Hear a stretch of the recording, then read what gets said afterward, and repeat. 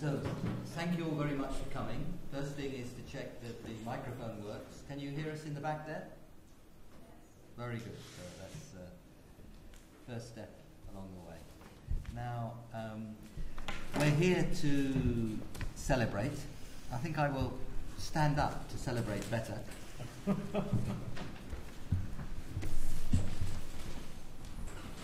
And we're here to celebrate Montek, and in particular this book, which is in honour of Montek. And this was supposed to be for his 65th birthday, but it being economists and about India, it was late. So Montek is slightly older than 65 now, but nevertheless we celebrate his 65th birthday. We can go on celebrating that for quite some time. It's a book edited by Shankar, Acharya and Rakesh Mohan. We'd hoped very much that Shankar could be here, but a health problem prevented him at the last minute. And Ruth Katumuri, who's co-director of the Asia Research Centre, one of the participants in the book itself, has kindly agreed to read something from Shankar. Now, I'm going to say just a few words about Montek, and then I'll say one or two things about some part of the book which I was involved in, and then the rest of the people here, or most of them, will say something about the part of the book that they were involved in, and we'll go Martin, after myself, Martin Wolf, Isha Zayed Ahluwalia, Surjit, Bhalla, and then Ruth on behalf both of Shankar, Acharya and herself. And then, of course, what we all came for, we'll listen to Montek for about 25 minutes or so. So we're trying to ration ourselves to about 10 or 12 minutes, and then so that we get a good time for Montek and a good time for questions from you. So that's the story. Now, I am going to say something about Montek. When you get to our advanced age, you can count things in decades. So I'll go very fast. I'll do things in decades. First 2.5 decades education, including in Oxford, where Montek and I met around 40 years ago. Then there was a decade in the World Bank, which some of us on the platform, I think a high number of those of us on the platform have experienced some time in the World Bank. And I think to congratulate all of us, none of us who spent some time in the World Bank ever believed that we would spend a career in the World Bank, and none of us have spent a career in the World Bank. For some of us, it's a cross that you have to bear indefinitely. Having worked at the World Bank, you must therefore be a irredeemable, reactionary, ideological, narrow neoliberal, but none of us believe that to be the case. And certainly none of us believe that about any of us. So, but Montek, when Montek's somewhere, he changes things. Montek changed the discussion in the World Bank, and he was a key player in the whole growth and distribution story, working particularly with Hollis Chainery for some part of that time, but basically exerting a very strong influence, as ever, in a civilized direction. Then 2 decades with the government of India, essentially during the 80s and the 90s. And, of course, particularly associated in the 1990s with the reforms which many of us believe have given India a platform for growth which has already begun in a strong way and will continue, for reasons actually which will be discussed during the course of this afternoon for some considerable time. He then spent only a third of a decade at the IMF, but then in that time he created the Independent Evaluation Office, and whilst the IMF has gone around the world holding countries to account for a very long time, he actually started holding the IMF to account to its own shareholders and peoples it served in a very productive and cheerful and constructive but tough way. And then for the remaining 2/3 of this decade, he has been back with the government of India as the head of the Planning Commission. That means the deputy chairman of the Planning Commission, because the Prime Minister is ex officio the chairman. So that's a very fast run through an extraordinarily productive career. And throughout that career, there's been a very powerful emphasis on growth and making growth happen. Growth as a big part of the story of lifting people out of poverty. But also in that story, a great sense of fairness and justice, because we all know, whilst growth is fundamental to this story, there's so much more that can happen with growth if policies are soundly oriented, not only to the growth process itself, but also to the participation of people in that growth process.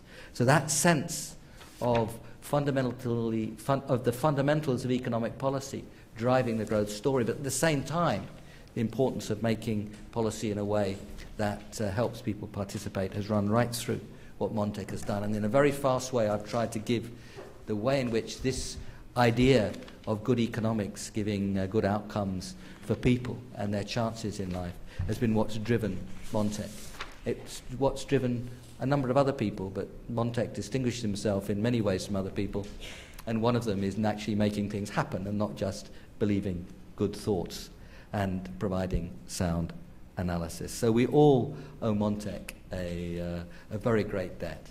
There's a paper in here which I did with Nandan Nilekani and Ruth Katamuri, which is about the green growth part of the story, and looking at the way in which India can participate in the story of green growth, not only, of course, through that being a driving force in India over the coming decades, which I strongly believe it will be, but also of India playing its part in international agreements and putting things together so that the world as a whole will set structures for low-carbon growth. Low-carbon growth is the growth story of the future. High-carbon growth will kill itself, first on high prices for hydrocarbons, and second on the extraordinarily hostile physical environment it will create, and India, of course, being amongst the countries that are particularly vulnerable to a changing climate. Dependence on the water from the Himalayas, dependence on the monsoon, populations clustered close to rivers and close to coastlines, expanding deserts. All of these are the kinds of things which, for India, if climate change is left unmanaged, would provoke not only great hardship, but also very powerful movements of people, which would be extremely difficult to handle, both within India and across India's borders.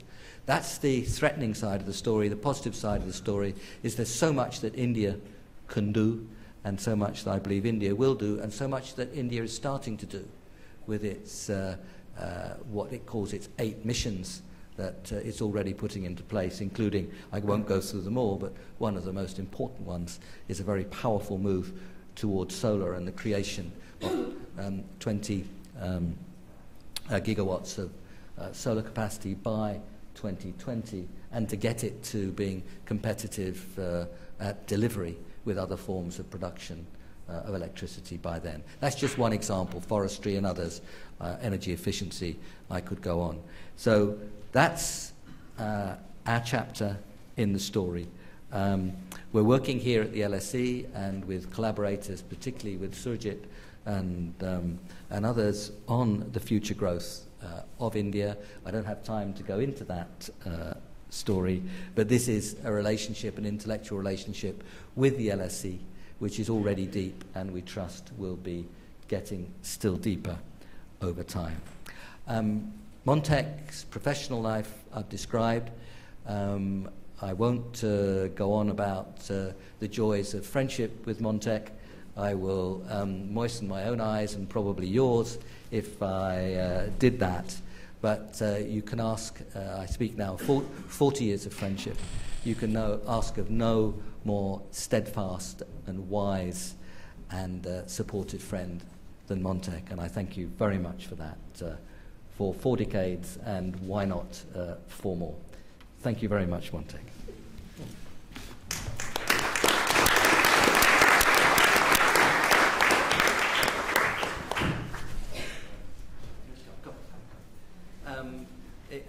He needs no introduction. He is Martin Wolf, and he is the columnist on economics that we all read. Martin.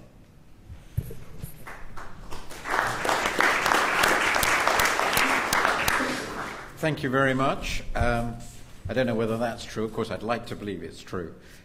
You may wonder what I have to do with this celebration. Well, there are 2 answers. The first is, as Nick has said, that I worked at the World Bank too, and one of or perhaps the main thing I did while I was at the World Bank, which is 40 years ago, between 40 and 30 years ago, as I worked on India, in the India division, and in fact my first book was on India, so that gives me some claim to be able to write about this fascinating country. And the second reason, which is more to the point, is though I had known of Montek before I went to the World Bank in 1971, he was already very famous in Oxford as a debater, president of the Union. But he was also, when I arrived in the World Bank, he was effectively my first boss. And he was effectively, because he was merely the deputy division chief before having only arrived himself about a year earlier. Such was the speed of his promotion. And he has been a friend of mine, a close friend of mine, and a much admired friend of mine ever since. He has quite astonishing qualities. I will not embarrass him. I don't know really why not, but I won't embarrass him by reading out what I wrote about him in the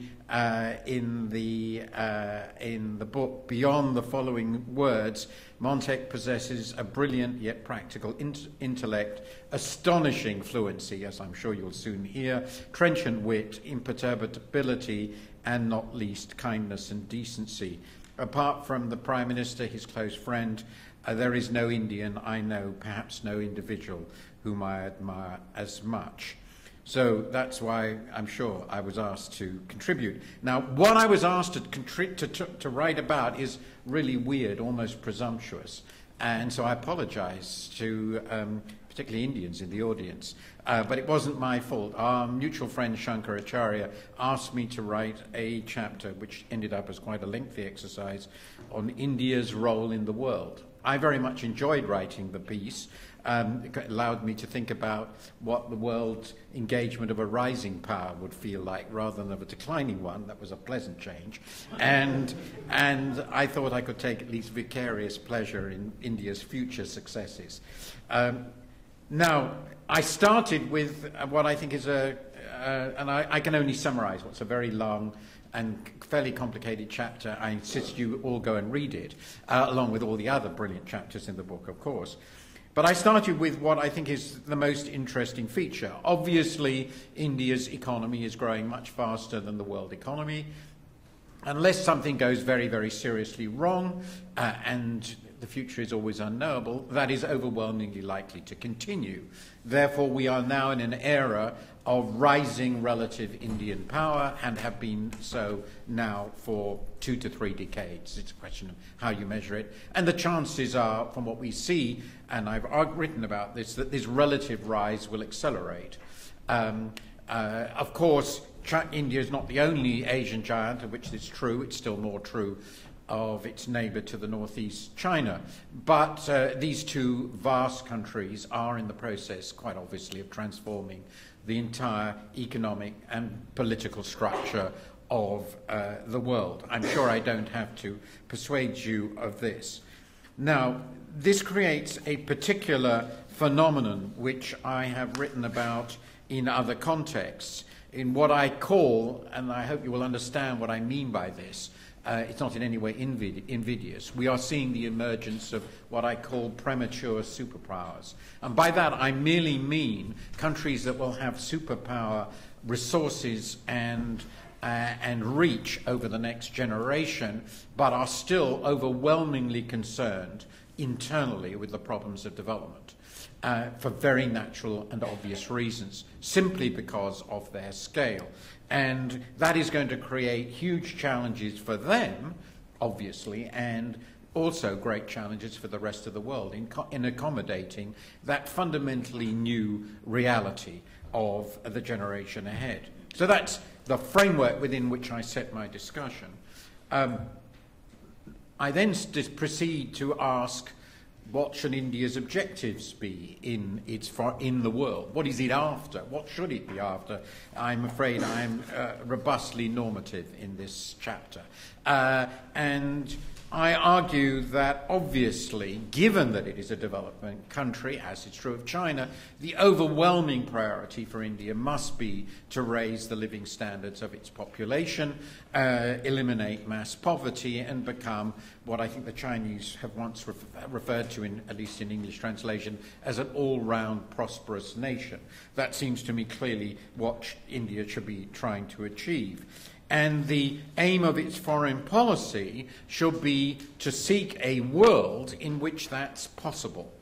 And that means it needs a world that is peaceful, quite obviously open, that is to say, one in which India is able to exploit global opportunities, particularly in trade and investment in both directions, that manages the problems of the global commons, which Nick has just talked about, and obviously I think it has an interest, a wider interest, since it is a great democracy, in the maintenance and promotion, if possible, of democracy.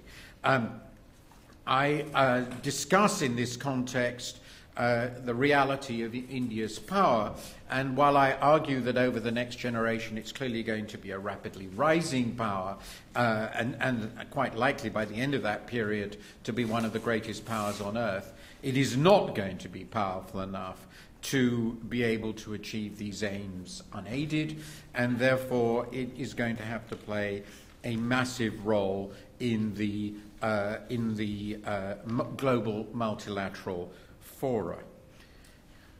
From that, I move on to discuss India's assets, and I argue, in essence, that economically, politically, culturally, and geopolitically, India is a country with some very large assets, an increasingly open market, a competitive source of supply of skilled labour-intensive services, which is the basis of its economic success, a huge pool of talented and innovative people working worldwide, a familiarity with English, of which the Prime Minister himself remarked, today English in India is seen as just another Indian language. I suspect that 100 years from now it may just be seen as another Indian language. And of course, I do believe that India has enormous prestige, which comes from being the world's largest democracy. I've already discussed what I think are the overall objectives of India in its international diplomacy, and let me now conclude by touching on a few of the salient characteristics in some of the main areas. First, in trade policy, I argue that India's interests are overwhelmingly in a liberal global system. India's region is not a very attractive one from its point of view as a source of development and growth. I think there's a strong case for regional free trade in South Asia, but its neighbours are relatively poor and small. That means that the gains to them are going to be much larger than the gains to India of such opening.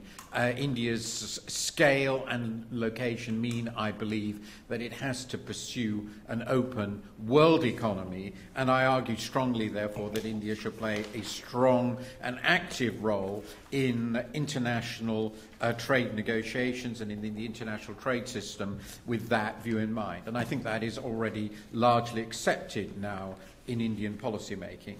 I then discuss the exchange rate and convertibility questions, And I argue that over the next decade or two, certainly the next decade, it makes sense for India to avoid the risks of full convertibility of the capital account, which is in fact has a policy that I think has served India relatively well, though India needs to, I think it makes sense for India over time to consider liberalisation.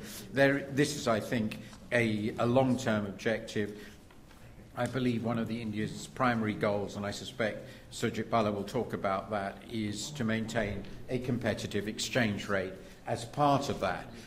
It's the capital inflows that worry me and the pressure on the exchange rate that these are likely to generate.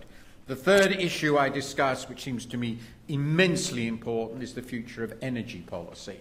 And that's quite a lengthy discussion. I'll just summarize by saying I'm very concerned personally that we're going to move to a world of neo-imperialism on energy policy with an attempt to create essentially colonial-type systems, and I believe that it is strongly in India's interest to avoid that development and to try to encourage that a more global view of global energy markets. I'm not going to discuss climate change, though I have a section on that because Nick has already discussed it. And finally, on security, I take the view that India is well advised to seek quite a friendly relationship with the major powers, including the US, but it is also wise to avoid any exclusive relationship with any of them. And the very last discussion is of global governance. It is obvious that as a rising great power, India can and should expect to join the Security Council, to have a much bigger voice in the International Monetary Fund and the World Bank. But I make just two comments on that. The first comment is that I believe that India can be relatively relaxed about these matters since its rise is pretty well assured, and its influence will therefore naturally follow from that. And the second point I make, which is fairly obvious, and Montek himself personally is an animating force in this, is that merely having a bigger say is not enough. It's incredibly important to know what you want to say. And I think India has already made a remarkable effort, particularly in the areas he covers, in defining what it wants to say, and we want to hear more of this. In conclusion, let me say what an enormous pleasure it was for me to write on this subject. Very fascinating, very encouraging, and to congratulate Montek on having reached a remarkably distinguished stage, but fortunately one that in Indian politics leaves him at least 25 years of active life ahead of him. Thank you.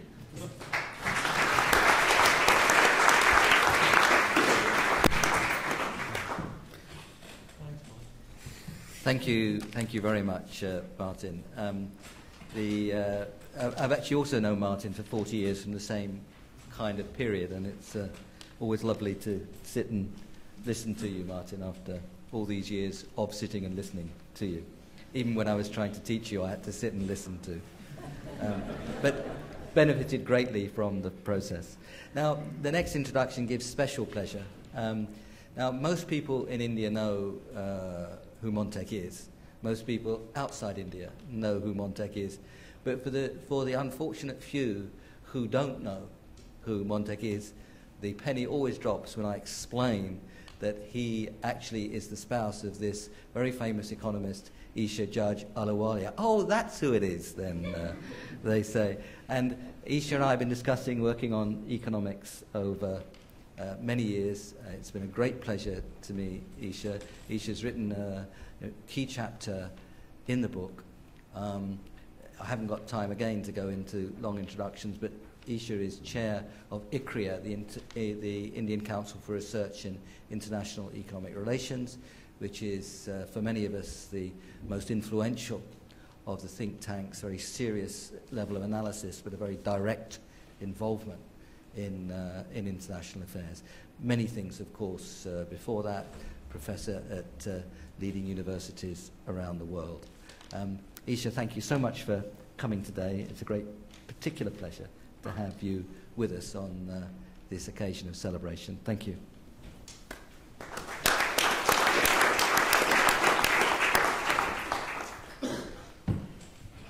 Thank you, Nick. This book is to felicitate Montek. we have been partners for 40 years, as many years as we have known Nick, Martin, and Surjit.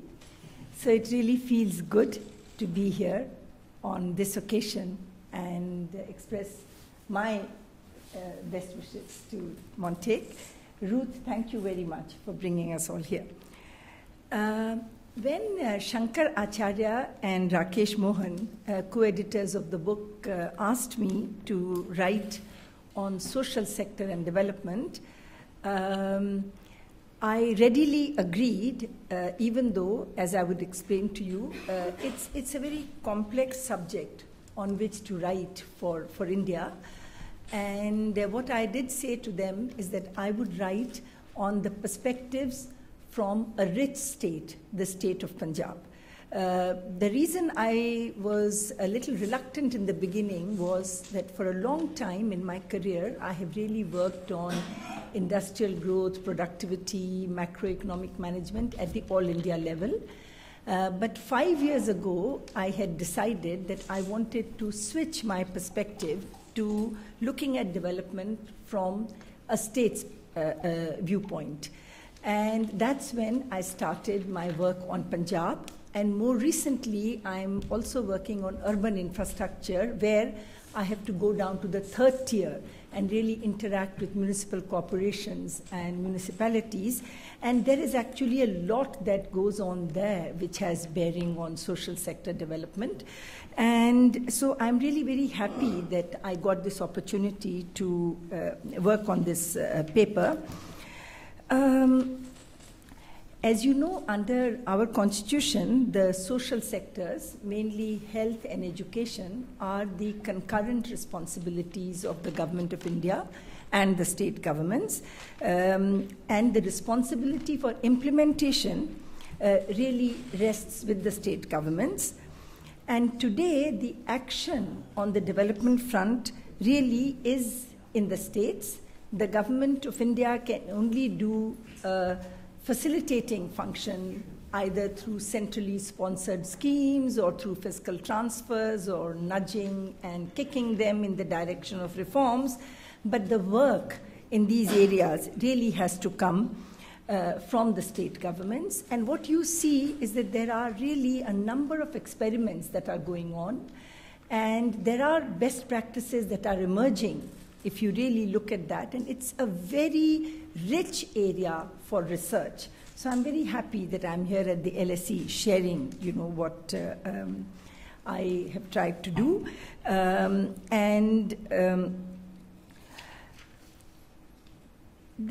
There has been a great deal more focus on social sector development in India in the past 6 years than in the preceding 60 years.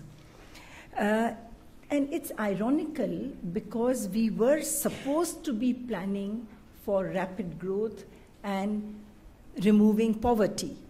And you would think that that would mean removing poverty in its multiple dimensions. But in fact, I think somehow the energies of the Government of India were so much focused on generating growth and directing it in the right direction, that somehow, somewhere along the way, if you look at the record from 1950 to 1980, we really ended up getting neither high growth nor very much social sector development. And we had a period of stagnant 3.5% growth per annum of GDP, which Raj Krishna mischievously dubbed as the Hindu rate of growth. In the 1980s, the Government of India started a process of market orientation of the industrial and trade policy regime with a view to harnessing the productive potential of the economy. And indeed, this led to an increase in the average rate of growth to about 5.5% in this year. And poverty, which had remained stuck at about 50% in 3 decades, came down to about 40% by the end of the 1980s. But fiscal profligacy of that decade and the Gulf War of 1990 brought about the balance of payments crisis. Economic reforms of the 1990s were directed at opening up the economy to imports and foreign competition, carrying further the process of domestic deregulation that had been begun in the 1980s, and beginning a process of macroeconomic stabilization. Now, why I tell you all this is that the policy debate in India and policy discussion in the 1980s and 1990s was focused much more on creating conditions for getting out of the slow growth in which we were stuck in the preceding decades. And for poverty, a great deal of energy was spent on counting the poor and on what would be the appropriate direct poverty alleviation schemes, programs. But as India embarked on an upward growth path, expectations began to rise. And if I'll just very summarily give you the sense of the move forward on growth. Last 10 years, well, I already mentioned to you 3.5% per annum for the first 3 decades after independence, 5.5% per annum in the 80s and the 90s. Last 10 years, the growth is 7.2% per annum. Last 7 years, 7.8% per annum. If you take 5 years prior to the meltdown, 8.9% per annum. And in the last 2 years, 7%. And we are now looking to get back to 8.5 to 9% growth path, which is sort of now accepted. That is the ambition that seems to be feasible, realizable. And another feature of this growth has been that it's been led by the private sector, and that some states are doing much better than other states. Now, 2 factors have changed the nature of the debate today. First, the knowledge that sustained growth has a direct impact on poverty. As of 2004-2005, poverty was down to 28%. Means that now we look at growth and what else? Growth and inclusion to see that we generate social development, and poverty alleviation comes as a fallout of that. In fact, we have finally done what we should have done many years ago. Now that we have the self-confidence to know that, yes, we are growing rapidly enough, we have redefined poverty to get away from a narrow definition in terms of calorie intake, to have a definition of poverty which looks at education and health. And we find that by that reasoning, 37% of the population is still poor. So we have a huge task ahead, and that means that the discussion is shifting more and more towards growth and inclusion, growth and employment, growth and better education, growth and human resource endowment, growth and empowerment. And as growth really has picked up, the second factor which has shaped this change in debate, as people are looking at 8.5 to 9.5% per annum as a realizable goal, people of India want to be part of that. And the BJP found it out the hard way. They found out the hard way that India may have been shining at 8 to 9% growth, but if more and more Indians were not part of that growth, then Indians were not going to vote for that government. And we then had a coalition government which felt compelled to have as its slogan, inclusive growth. Now, how far they can deliver inclusive growth, how far we think that they have been successful in what they are doing, since we are a democracy, the next election people will speak again. But at least the terms of the discourse are not growth alone, but growth which generates employment for more productive jobs.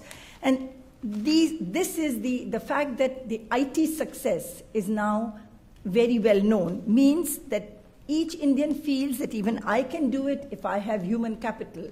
So how am I going to get basic education, secondary education, vocational education, higher education, depending on abilities, conditions, and all of that. And we have a civil society that further fosters that aspirations and tries to make the government accountable. Now, in that context, when I wrote this paper, my basic message is that the center, the government of India, has come up with centrally sponsored schemes on primary education, on basic health, rural health, national rural employment guarantee schemes, etc. And these are being delivered at the level of the state government. And the basic message that comes out of the paper, looking at it from the point of view of a rich state, is that a great deal depends on the systems of delivery.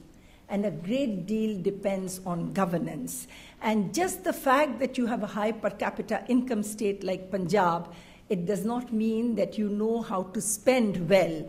You may be number one in terms of physical infrastructure for schools, but because you have systems of delivery which are completely messed up because of political interference, corruption, and poor governance, in outcomes, which you will see from the paper, I give interstate, across the states, both inputs into education and outcomes, learning outcomes. And in learning outcomes, Punjab is pretty much close to the bottom. And again, the solution is not to say that if you have high per capita income, private schools will come up and fill the gap, because Punjab is an example where there are many, many unrecognized private schools, both in the rural and the urban areas. But when you have standards of regulation, standards, the institution that set standards, that undertake examinations, if those are corrupted and not functioning well, just having private schools is not a solution. I'm only giving you a very brief preview because I thought I would use this time to set my findings in a broader context, to tell you, to attract you to read the paper. And I've just mentioned primary education. I have done a similar exercise on health and on gender deficit, where Punjab performs extremely poorly. And what I have not touched in the paper, but which, if you talk about social sector development, again is very, very important, is the delivery of urban services. Today, India is heavily under-urbanized. We have only 28% of our population in urban areas. It is expected that if we carry on the growth path that we are following, within 20 years, this population will get 40%. And are we ready to provide the basic minimum urban services to this population? That's another huge challenge of social sector, both in terms of drinking water, solid waste management, wastewater treatment, and even roads, for that matter. So what I find now, as chair of the Urban Infrastructure Committee, we are preparing a report for the Government of India, is that even here, at the level of the municipalities, there are some very, very good things that are happening.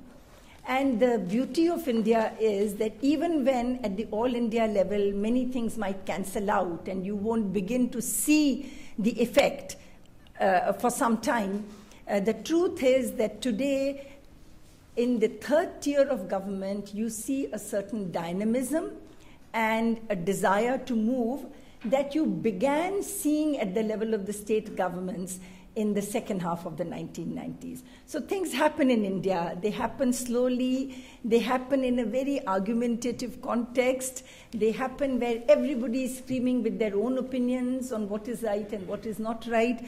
But what is very clear is that we've done something right, and it seems that we are moving ahead, perhaps not at as fast a pace as we are capable of, but at the same time at a pace in which aspirations of a great number of people are beginning to be realized, and their frustrations are being voiced loud and clear. And if this government does not deliver, there will be another government 4 years from now to do it. That is the strength of our democracy. So I think instead of comparing our development performance with that of China, what we need to do is really, we don't have the choice that China has.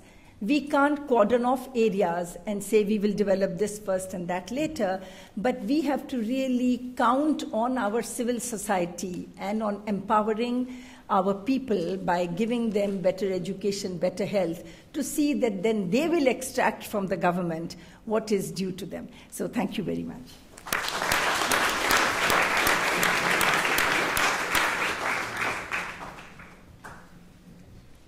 Thank you, Isha. Thank you so much. And that process that you described will be hugely advanced by the kinds of analyses that you bring to the table. And one of the great joys of India, those of us who've worked in India for so long, those of you who had the pleasure not only to be working in India, but to be born and grew up in India, will recognize the strength of the kind of analysis that Isha has set out here in driving the kind of processes that she draws attention to. So thank you so much, Isha. Thank you.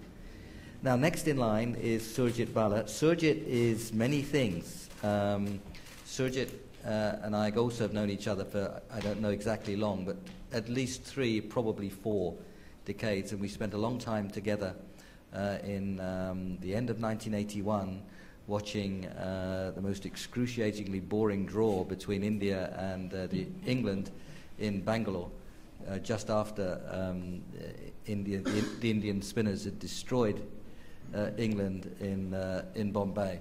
Of course, all the rest of the wickets were completely flat and all the other matches were drawn.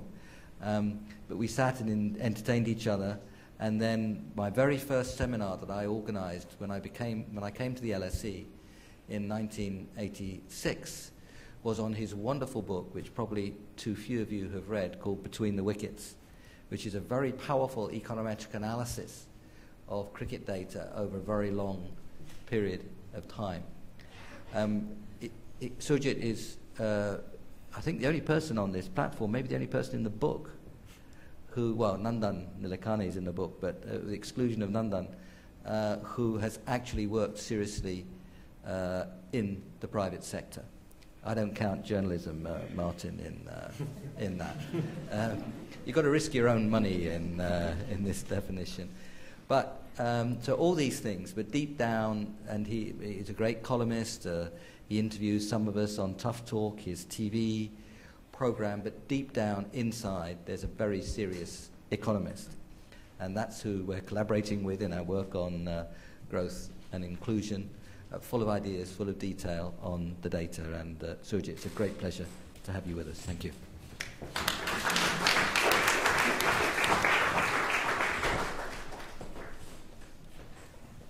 Thank you, Nick.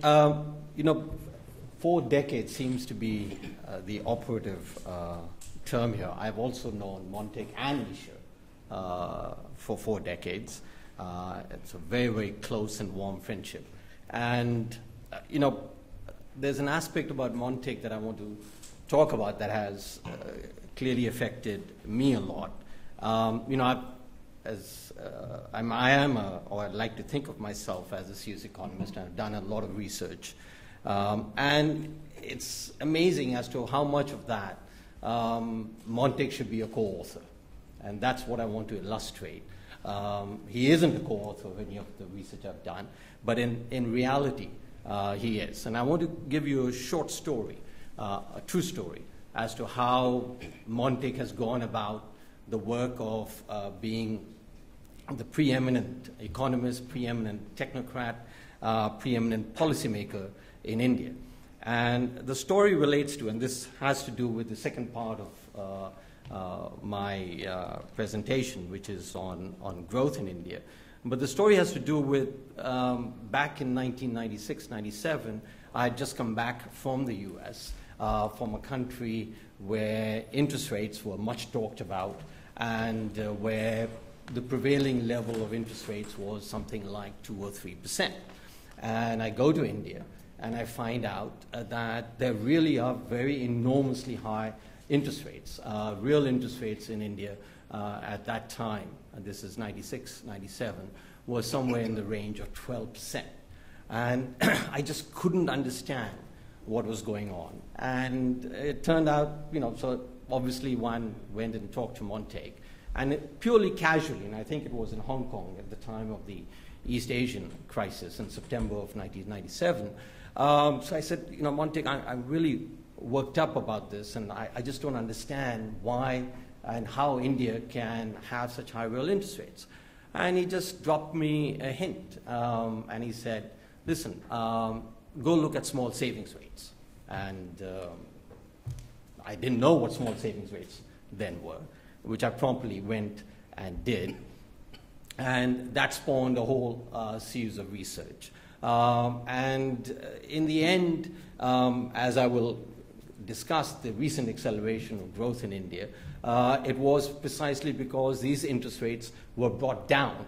Montek couldn't do it then, but subsequent governments did do the task that Montek had envisioned.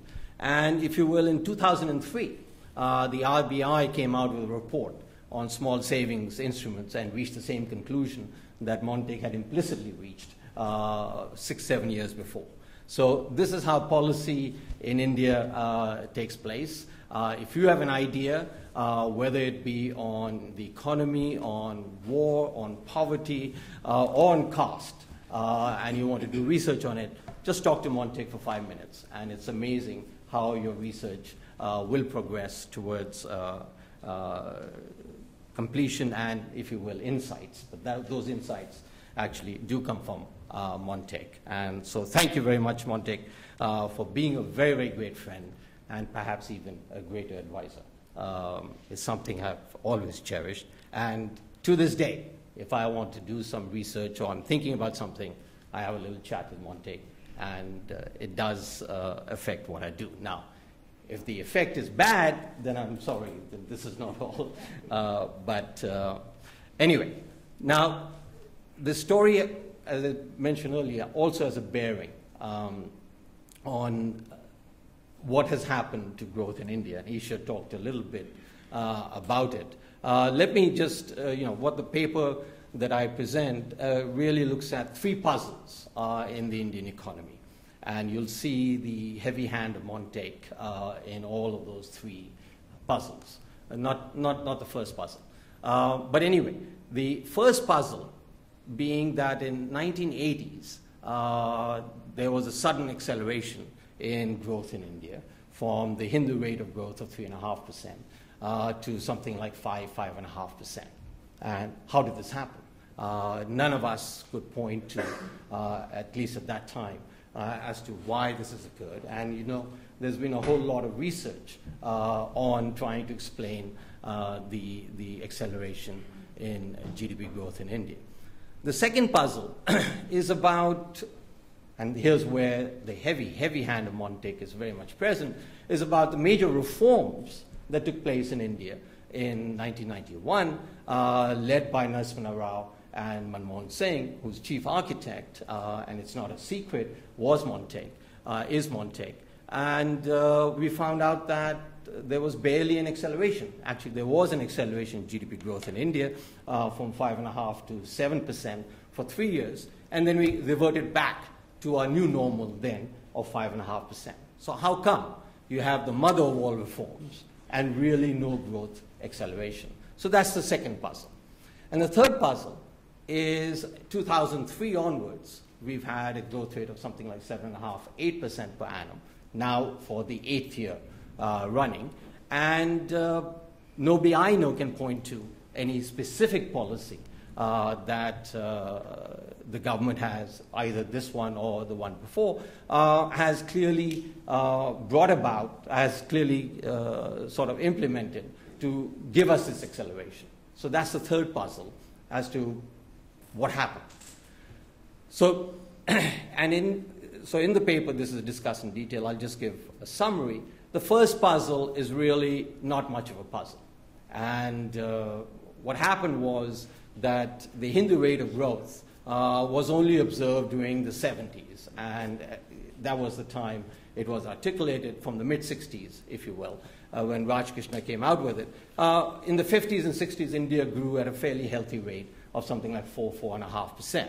But the whole world declined in the 70s because of the oil crisis in 1973, oil prices quadrupling, and then doubling in the late 70s, the associated stagflation. And what happened was that India also was affected by it, and our growth rate declined. And then we went up starting in the 80s, as the rest of the world did. There was another factor responsible for, if you will, the acceleration. And this is, you know, in the 60s and 70s, we talked about this in the literature. It's not talked about enough now, is a reallocation of labor from low-yielding or low-productivity agriculture to high-productivity industry. And just the reallocation process, if you will, gave us the additional 1.5% of GDP growth. And that explains, if you will, why we went from 4% to 5.5% in the 80s. The second puzzle, what happened with all of these reforms and not much acceleration? Well, actually, these reforms were quite productive. They set the stage for what is happening now, but also yielded a very quick acceleration of GDP growth from about 5.5% to 7.5% per annum for 3 successive years. Then something happened in the world, and, if you will, something happened in India, and this is where the beginning meets the middle, the interest rate story. Inflation collapsed. Basically, inflation had been collapsing elsewhere in the world, but in India also, the inflation rate collapsed starting in about 95, 96, down to, when I say collapsed, down from a level of 8, 9% to a level of 3 to 5%. The policymakers did not quite adjust immediately to it because they felt that this was an aberration and really we should be going along the old path, hence the 12.5% interest rates that you could get on small savings. So these are government-defined instruments and were used to finance the deficits of the states. So you could quite see how the Ponzi scheme worked. And this is where I went up to Montek and said, what's happening with interest rates? And he said, look at small savings, which is how the states were financing themselves by getting money and giving 12.5% interest, the deficit and the rest be damned. So essentially, you have 12.5% on small savings. Your lending rates are 16, 17%. Obviously, there has to be a margin. And your inflation is 4%. Now, is it any wonder that India reverted back to 5.5% GDP growth when you are having enormously, enormously large real interest rates? That started to change. And between 1999 and 2003, interest rates in India declined by 500 basis points. That's 5 percentage points. Real interest rates in India declined. And that, in my view, helps explain the acceleration of growth rate in India from 2003 onwards. One other aspect of the Indian growth story, and again, Montek's heavy hand is there, is in terms of the exchange rates, where it was recognized that the exchange rate in India was heavily overvalued. There were 2 quick devaluations in, I believe, July of 1991, 10%, and then 10% again within a period of 3 days. And then there was an overall reform in 93, where, if you will, we reached at the appropriate exchange rate. And since then, that real effective exchange rate has been kept broadly fixed. And that has been a real asset to India and to its competitiveness. So coming to the end of the story, that basically you have 2003, 2004 onwards, you have real interest rates in India that are competitive with the rest of the world. In my opinion, just a shade too high. You have exchange rates that are competitive and, in my opinion, fairly appropriate. And you have a growth rate that is exceeding 8% per annum. And, Isha said something about that we really shouldn't compare ourselves with China. But she also mentioned that, we were argumentative Indians. So I don't want to let go of that. I think we should very much compare ourselves with China. And indeed, this is a time, if ever there was a time you want to compare yourself to China and to show how democracy, if you will, works and can yield you a higher growth rate, the time is now. Because in my view, or in my opinion, China is very close to the top of its growth curve. And from now on, especially with exchange rates in China becoming slightly less overly mercantilist, that the growth rate in China will begin to decline somewhere from about 9.5%, 10% to something like 7.5%, 8% of GDP growth.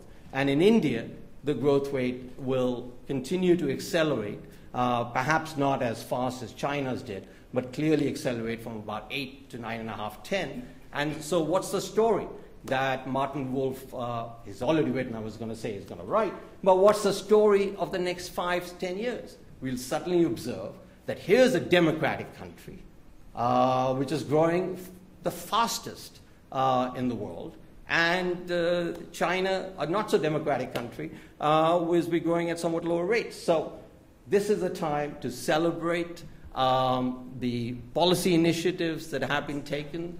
And, if it hadn't been, if you will, one can quite say that given the role that Montek has played in almost every start or every change. Indeed, in my essay in the book, I say that, look, macroeconomics in India started with Montek when he came back in 1978. And I think, there is more than a kernel of truth there. Essentially, modern ideas started to invade the public space, and I think we are beginning to see the results of a lot of the policy, not just insights, but the initiatives that Montek helped take to put India into this position of a democratic country growing at the fastest rate in the world. Thank you.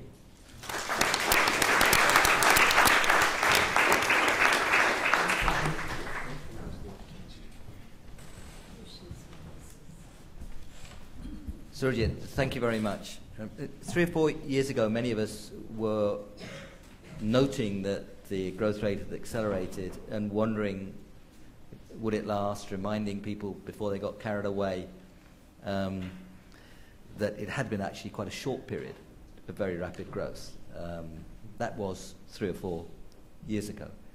Now I think, having seen India come through the crisis in the rest of the world, and having further studied, in particular, the kind of analyses you have done, and Isha was speaking about why it is that that growth rate has accelerated, and it seems to be in much more secure grounds, both in terms of longevity, its resilience, and getting to grips with the underlying reasons for really thinking, not believing, you don't do believing, thinking that India's growth rate can and will be sustained at the kind of levels that you're describing.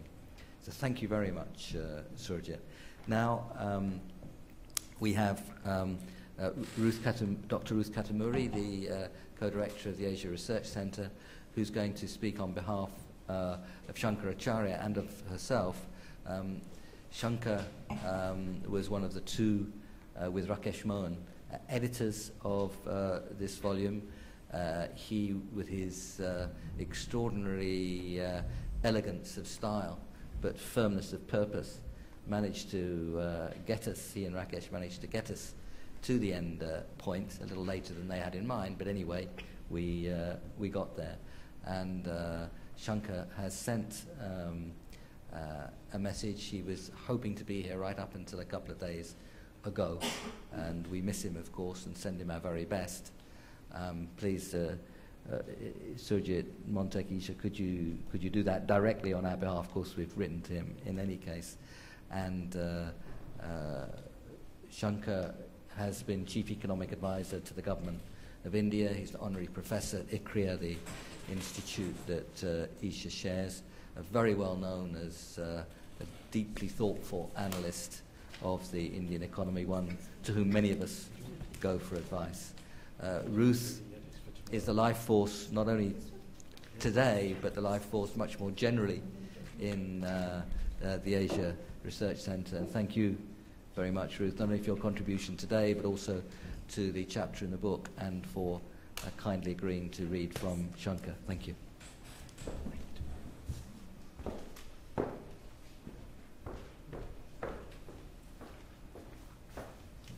As Nick said, we were hoping to get at least one, if not both the editors of this book.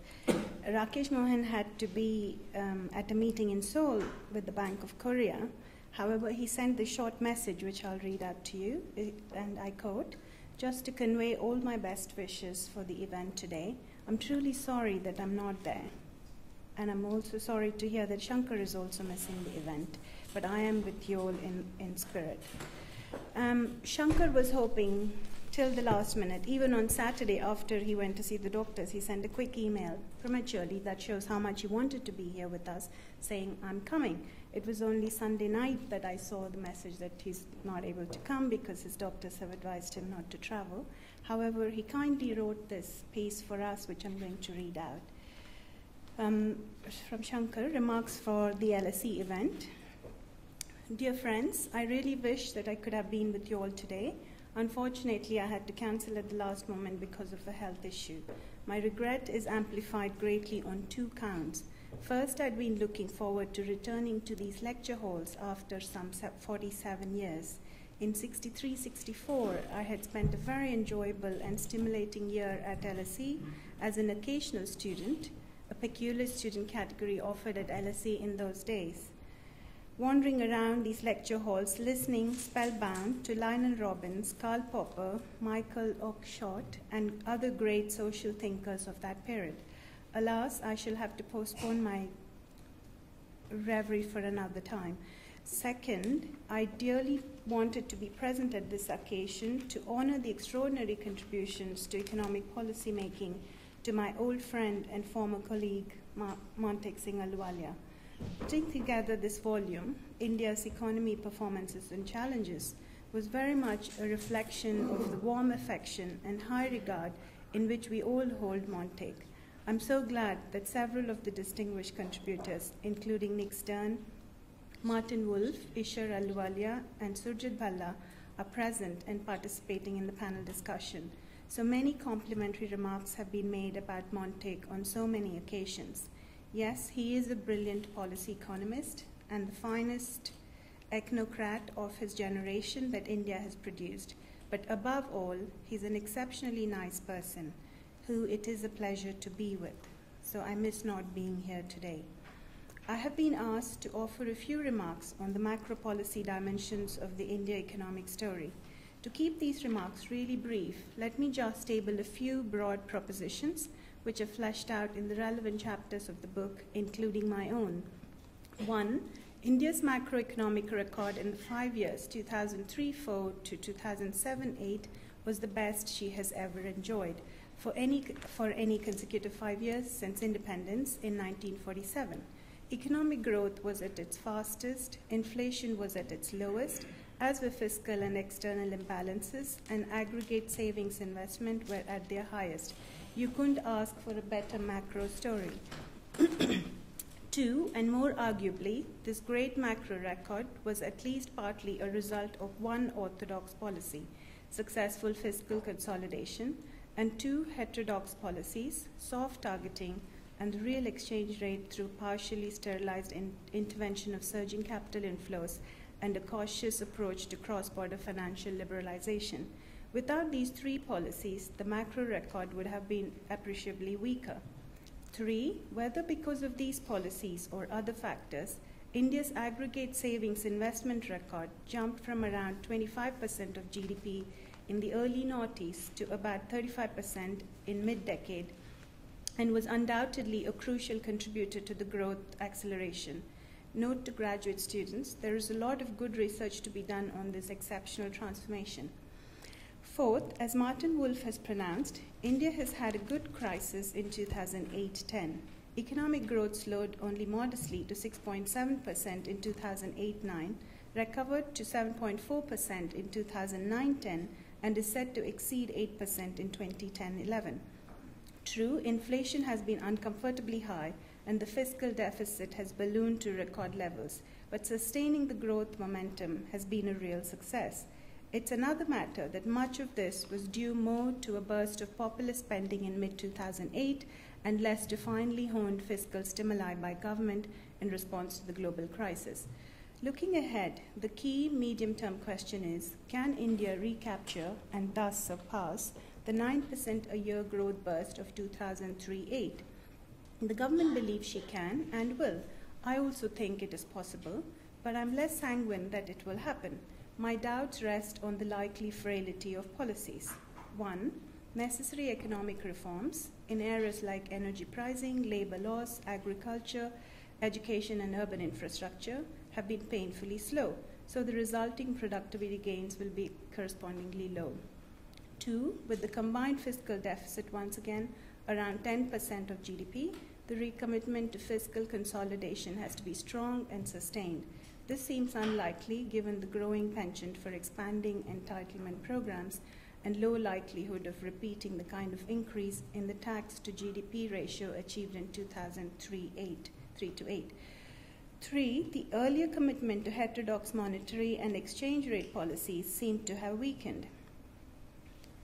4. The world economic environment is likely to be less supportive than in the pre-Lehman years. It's hard to believe that the more subdued new normal after Lehman, Greece, etc. will not negatively affect India's medium-term growth trajectory. Friends, thank you for your patience.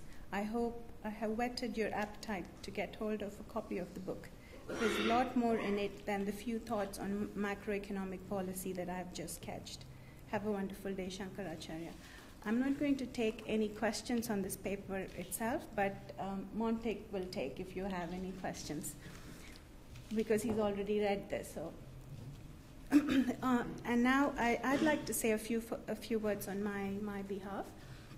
My claim to the operative 40-year knowledge of Montek is through the law of transitivity, i.e. through Nick, because I've heard so much about him.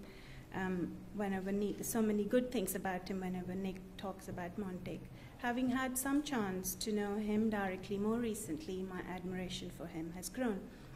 Montek, we're very grateful to the great work that you and various authors of the book, many under your leadership, have achieved for India's growth and development in the last 20 years. The last 20 years have been extremely interesting in India. The next 20 years will be exciting with the challenges, expectation, and potential in the development of a young nation. Others have mentioned various issues, but I think one of the key things for India is also its young population. And we look forward to your continued leadership. It is my special privilege to be a small part of this publication. And India has had a very early start in the engagement of environment sustainability, with Indira Gandhi having been the only PM to have attended the UN conference in 1972. The awareness stickers released after that had inspired me while I was a girl in the school toward a lifestyle for sustaining the planet. Now India is slowly catching up in its commitment to tackle the climate change issues in India. I'd like to thank Nick for giving me this opportunity to be a small part of this on this paper.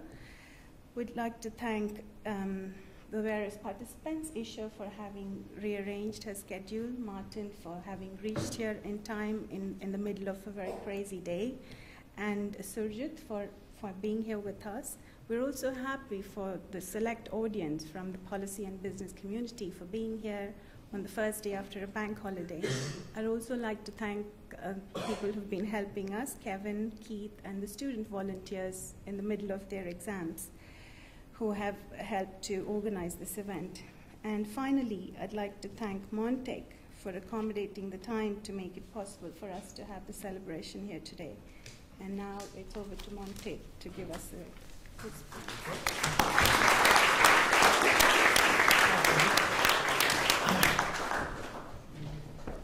Ruth, thank you very much. Montek has had a very lengthy introduction, but now all the warm-up acts are over, and it's over to you, Montek. It's a great pleasure to have you here. Thank you. Thank you, Nick. Thank you, Ruth, for organizing this event, and thank all the other participants for all the very nice things that they've said about me. You know, it's very nice being felicitated by so many people. It's that little bit of a statistician in me that reminds me that this is not a random sample. I mean, people who write fesh for you are, by self-selection, guys who like you. Still, it's nice that they do that, and it's nice that they say the nice things they do. Thank you all very much. Now, you know, you can see from the discussion that India is a place with a lot of active debate, and I think those of you that end up reading the book, and actually I'd recommend to all of you that you should buy a copy, which I see is strategically located. There's a sale desk outside.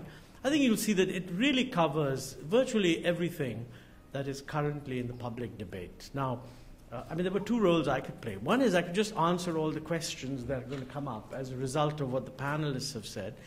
But I think what Nick wanted me to do was not so much to talk about the issues raised by the individual authors, but to just set something looking ahead. I mean, where's India going, and how does it look from the perspective of someone who has a ringside seat in terms of the making of policy? I mean, there's no question that we feel very good about the growth record that we've seen. We also feel very good that having gone through two exceptionally difficult years for the world economy, the Indian economy it's obviously been affected. I mean, after 4 years of 9% growth, we went down to 6.5 and then 7.4. Actually, the 7.4 was just released yesterday. The preliminary data for 2009-2010 was 7.2. But so now we go from 6.5 to 7.4. And we're hoping that in the current year, that is 2010-2011, we will be around 8.5. The good news actually is that the last quarter of 2009-2010 was about 8.6. So the prospect of doing 8.5 this year looks reasonably assured, assuming we have a good monsoon. In fact, this is the first year that the IMF is actually projecting a higher growth for India than we are doing ourselves. I mean, for the last 5 years, they've always pitched the growth rate about 1 to 1.5% lower. So we're feeling good. We're also keeping our fingers crossed, because I don't think that although I don't share all of Shankar's pessimism, I mean, he's one of the best pessimists to know. Because, you know, I mean, everybody should, whenever you feel good, you should sort of have a second look. And I think I would advise, I mean, Shankar's issues Shankar raises are very real issues. And I think the government's very aware of them. That's why we keep both fingers and toes crossed that this growth rate will actually be sustainable. One of the things one must remember is that I think economists classify a country as fast growing if it grows at 7% for, I forget whether it is 10 years or 15 years. And actually, if it's 10, we've just about made it. But if it's 15, then we will make it in the next 2 years. So in that sense, India's transition to a fast-growing emerging market economy, taking a longer horizon than the last 5 or 6 years, is in a way yet to be established. But I put my money on it that if the cutoff is 7%, it'll certainly get established. And I think the emergence of India as a rapidly growing country in the world stage is obviously of huge importance to us, because it holds forth the prospect of substantial improvement in the living standards of 1.2 billion people. I think it's also important for the world. A large country like India, a democratic country with liberal values, pulling its people out of poverty and visibly prosperous, is creating a huge stakeholder in a well-functioning, open global economy. So the success of India is important not just for India, I think it's important for the world. And of course, we happen to be in a part of the globe which is actually doing very well. I mean, Asia, in fact, is doing extremely well, has been for a long time. China's been a leader in this for quite some time. India now catching up. East Asia did very well, slowed down a bit, but probably catching up again. So this is something, from our point of view, which is very positive. Now, what do we worry about? Well, very broadly, I think one issue which is quite legitimate to raise, particularly given the highly uncertain state of the global economy. It perhaps looks unduly uncertain right now because we're seeing the unfolding of sovereign debt crises in Europe. But I mean, I'm assuming that one way or the other that'll be taken care of. But still, even if it's taken care of, nobody is projecting rapid growth for the industrialized countries for quite some time. In fact, the real issue is whether you will have a disorderly resolution of these problems or an orderly resolution. I'm pretty sure that the world is wise enough to end up with an orderly resolution. But even an orderly resolution doesn't hold out the hope of rapid growth in the industrialized world. And so there used to be a mindset that developing countries are actually piggybacking on the growth of the developed world. So if the developed world slows down, is it inevitable that the emerging market countries will also slow down?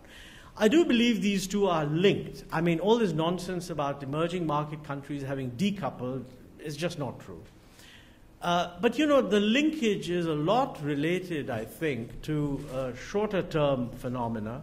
It's possible to argue that longer-term growth rates of emerging markets, underlying structural growth rates of emerging markets, have got a bit delinked from the underlying growth rates in industrialized countries if you take a supply-side decomposition of growth. I mean, after all, in the old Bob Solow sort of approach, I mean, growth is caused by growth of inputs, technology, et cetera, et cetera.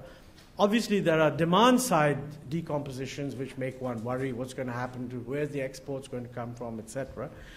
But I think what has happened in the emerging markets, certainly in Asia, certainly in India, is that on the supply side, what is needed for an economy to grow, which is an attitude towards savings and investment, a capability in the private sector, and enough flexibility for the private sector to act, steady improvements in human resource development.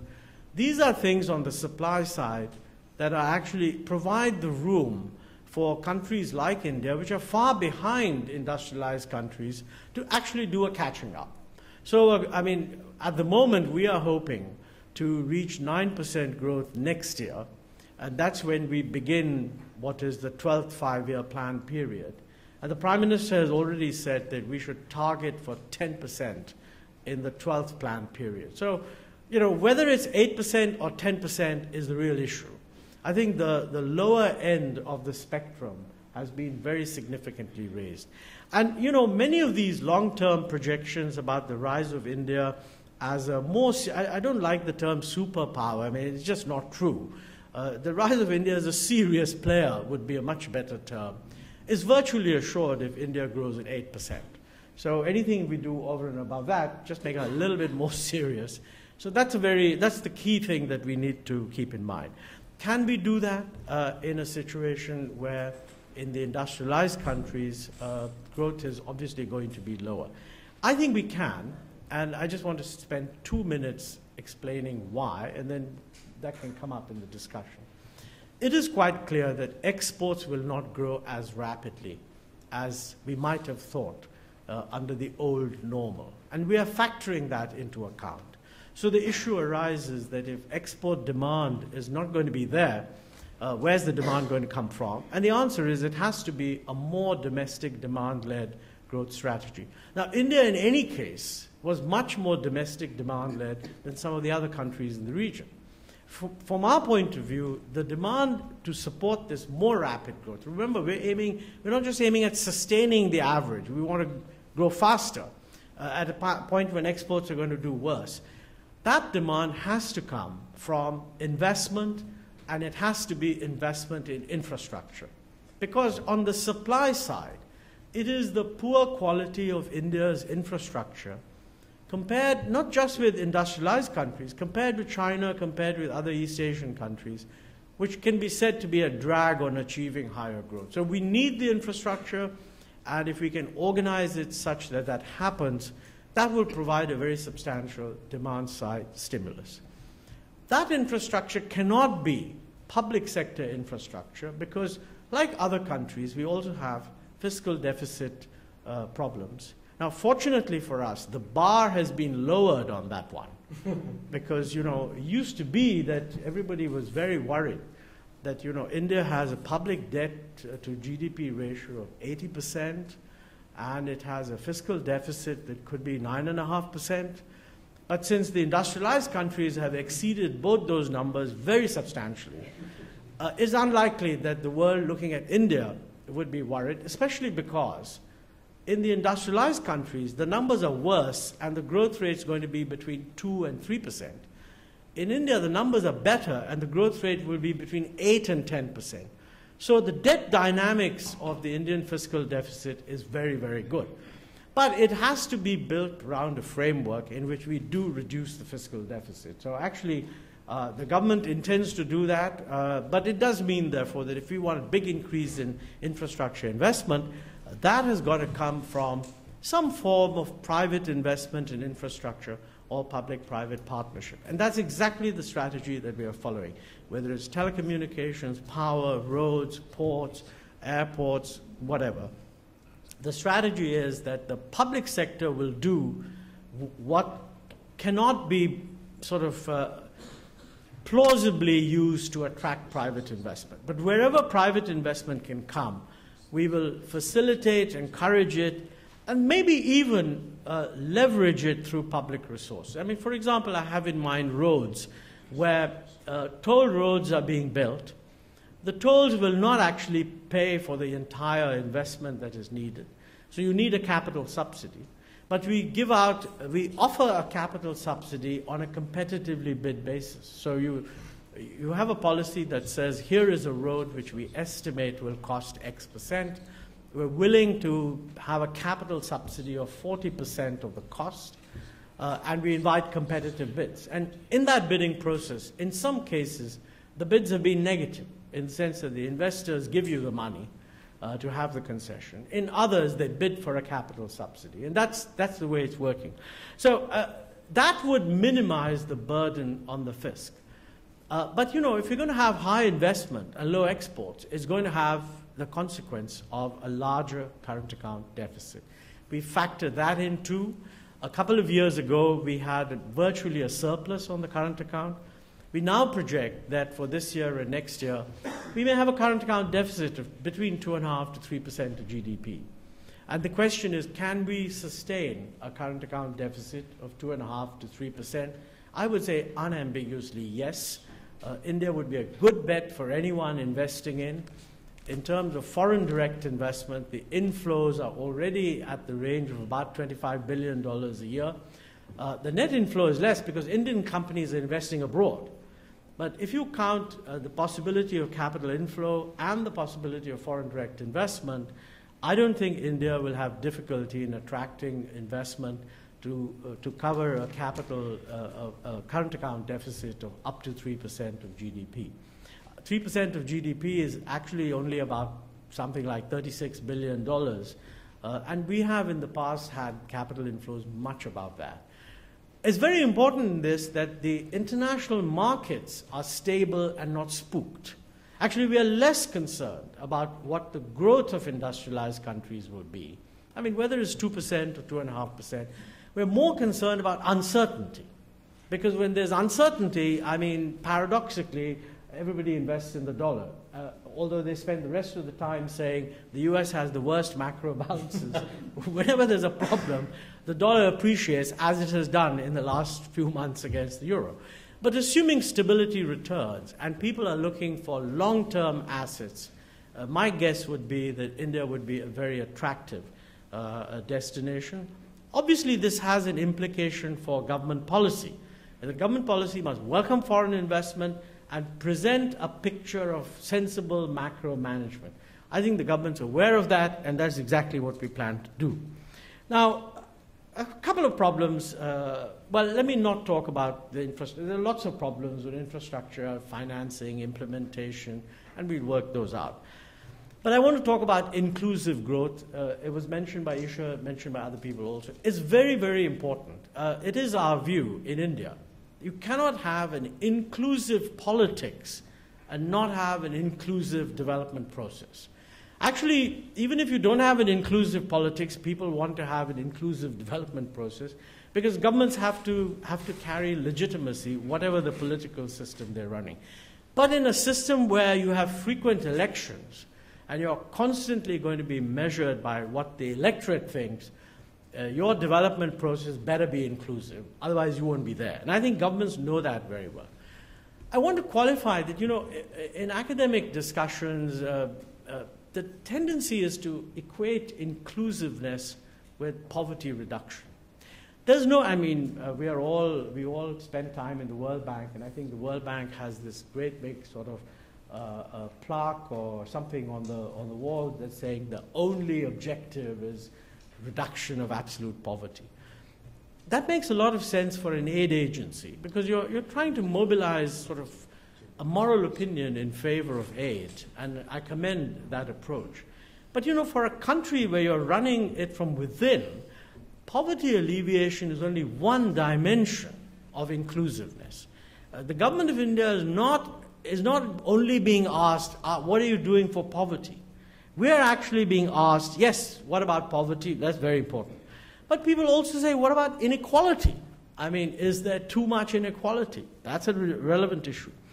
What about the shares that accrue to different groups? We are socially a fragmented society, so think of caste groupings, and the scheduled castes and the scheduled tribes are two very, very important parts of our society, which have been historically excluded from a lot of benefits. Now, if you define inclusiveness from the perspective of a particular group, then that inclusiveness could well mean not so much poverty alleviation, but rather a proper representation all along the income spectrum. In fact, technically, it may not even mean a reduction in inequality, in the sense that if you took a group identity point of view and you had to choose between a society that was more equal, but the groups were not equally distributed along the spectrum, and a society that was more unequal, but groups were equally distributed along the spectrum, it's quite possible that you would say that from a group point of view, the second is a juster society. Similarly, you have issues of regional variation. States, every state, if we're going to grow at 9%, is every state going to grow at 9%? And if it's not, that's a political issue. We have problems within states. People say, well, the state's growing. Maharashtra is doing very well, but what about the backward parts of Maharashtra? Actually, in the Planning Commission, we are now looking at district-specific data to be able to see what's going on. Now, the interesting thing is, and of course, there's gender balance, there's rural-urban. Now, ideally, it's possible to conceive a growth process in which you improve on every single one of these dimensions. And obviously, that's what you would like. But in practice, it's virtually impossible to ensure that you will improve on every single one of these dimensions. And actually, it's a shifting target. No sooner you've achieved some success in one area, failures in other areas will come forward. So the issue of inclusiveness is a lot more complicated, in my view, than is very often made out in the development literature. And the government of India has to deal with this in the best way it can. There are no ready mantras, except I would certainly say that we know that, expansion of infrastructure geographically through the country would make a huge difference to the ability of different parts of the country to benefit from the growth process. It's unfortunate that the expansion of infrastructure is not viewed as a pro-poverty reduction instrument. The approach usually is that you look at schemes that are more directly affecting poverty. But I think I mentioned infrastructure earlier. I believe that serious efforts made at expanding infrastructure and not just spreading it to the areas that are currently growing fast, but spreading it to the more remote interior parts of the country. This is enormously important. Certainly health and education, which Isha referred to, I mean, these are two of the most important elements of inclusiveness. And yet they're not income. I mean, this is not inclusiveness in the sense of share of income. This is the system generating the production and provision of access to public services in a manner that would enable people to maximize their own human development capability and to access all the goodies that come with a more open society and a more rapid rate of growth. This is a huge challenge, and actually we do recognize it. I believe there is also a lot of progress in this area, but again, it's a shifting target. I mean, 10 years ago, we didn't have enough schools. Now we almost have enough schools, and all the kids are enrolled, but the dropout rates are quite high. And many people would say the dropout rates are quite high because the quality of education is not so good. And now we need to recruit more teachers, and we need to improve the quality of teachers, and we have to ensure that the teachers attend school, which goes into the whole issue of governance. And finally, pedagogic techniques have to be greatly improved. So, you know, I tell people that the United States is worrying about these problems. So don't think that by something we do tomorrow or day after, or even in the next 5 years, we'll have fixed the educational system. Even when we have a per capita income of $20,000, we would be well advised to be worrying about the educational system. But we need to get out of a situation where literacy is low, basic skills are not being taught. And I think that we are probably reasonably well on the way to doing that over the next 10-year period. And much the same can actually be said for health. We've been late in this. I think that's true. We should have done this 10, 15 years ago, and we would have seen the benefits now.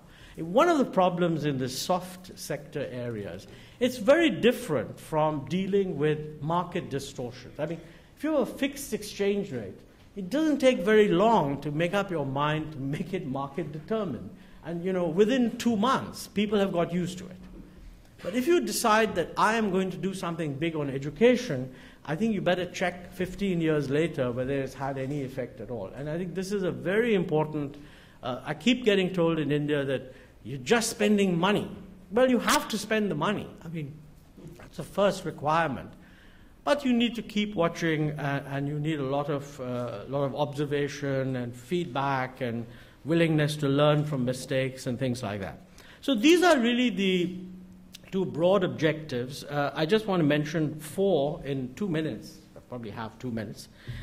I mean, are there challenges? Of course there are challenges. I mean, everything can be a challenge. But if I were forced to list 4 challenges that India will have to address in order to maintain this high growth within the framework that I've already talked about, which includes an element of fiscal responsibility. One is clearly energy. I mean, it's important simply because it's becoming more expensive, it's scarce, etc. And there's the other side of it, which is the climate change, which is one of my points here. I believe that we have a lot of things we have to do to make our energy policy rational. We have prepared in the Planning Commission an integrated energy policy paper. Hopefully, it is now up for the government to... The government has actually accepted the propositions in that paper, but they now have to be implemented. And the biggest problem is aligning energy prices with global prices. We made some steps, we hope to do more, but to my mind, that's very crucial. Second is the structural change that is going to come through urbanization. Our estimates suggest that maybe in the next 15 to 20 years, an urban population currently around 300 million will become 600 million.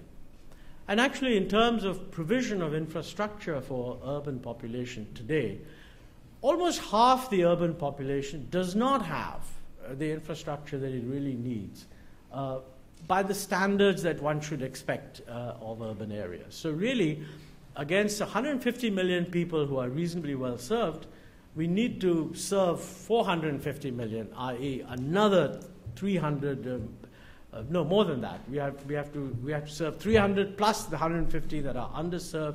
So we have to serve 450 million, and in a period of 15 years. Humongous task. poses a lot of real issues, both of financing and on governance. So this is one thing. Two other points which are not India-specific, but which are, I think, very important for India. One is water. I mean, water in many ways is going to be a bigger challenge than energy. Because I think deep down, people know that you have to pay for energy. Deep down, people do not believe that you have to pay for water. So it is extremely difficult. I mean, if water is scarce and you have to incentivize people to use it efficiently, and you're not willing to price it, then either you put in place a command control system which is completely inconsistent with what we know we can do, or we have to have a totally different approach to water management. Big challenge. Again, all I can claim is that we know about it, we are worrying about it, and we're even going to write a paper on it and discuss it in the National Development Council.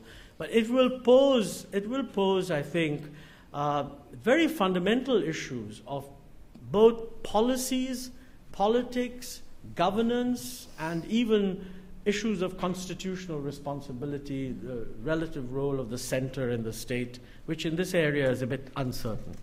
And finally, of course, climate change. Again, not an India-specific issue, but like everybody else, we're worrying about it. We have national missions for climate change. I mean, the way we look at it is the world, ideal solution to climate change can only come from a globally agreed and just distribution of burdens.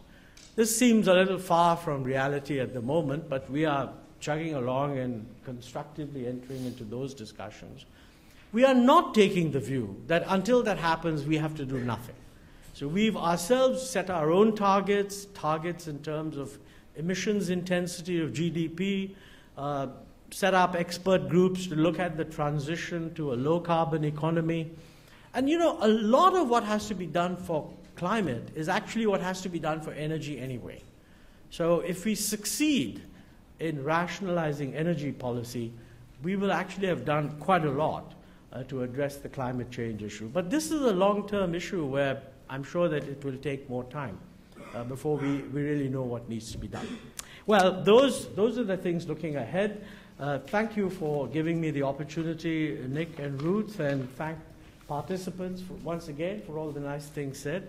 It's really nice being here. Thank you.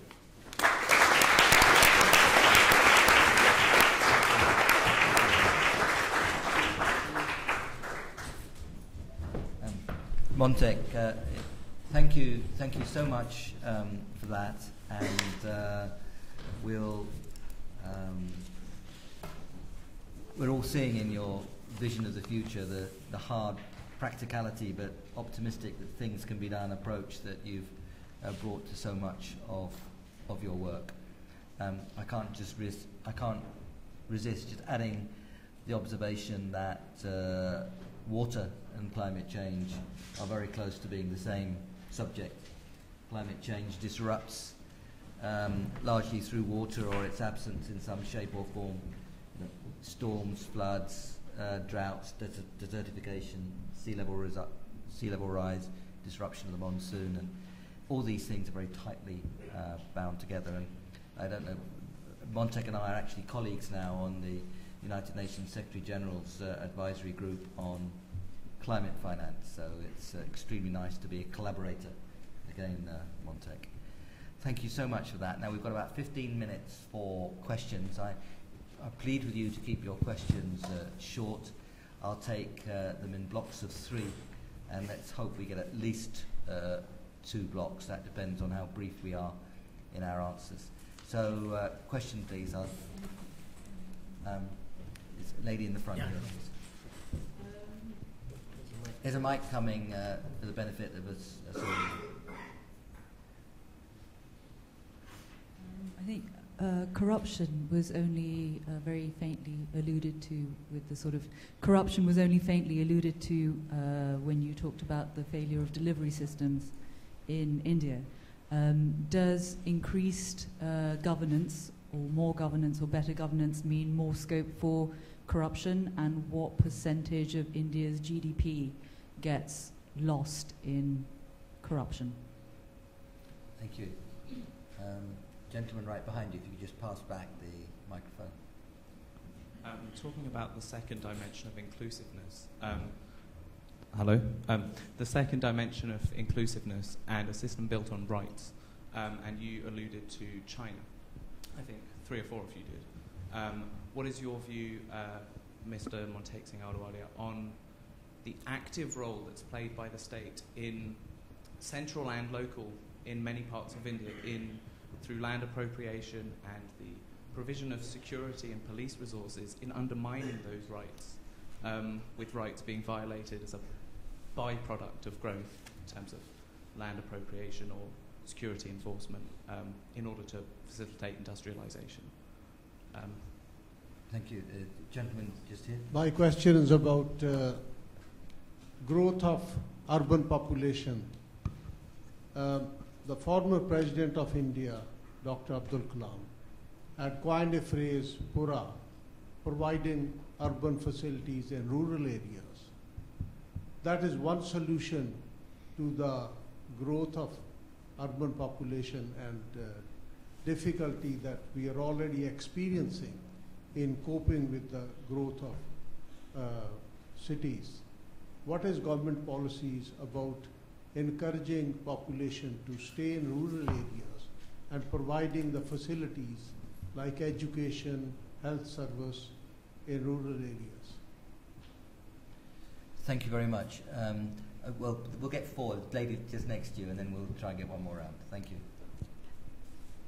I believe that there are many traditional knowledge systems in India which generated income in the past but have been forgotten and are still relevant in the present and the future, especially in the field of healthcare and training of mind systems in education, etc., which would lead to better human resources even in the short term.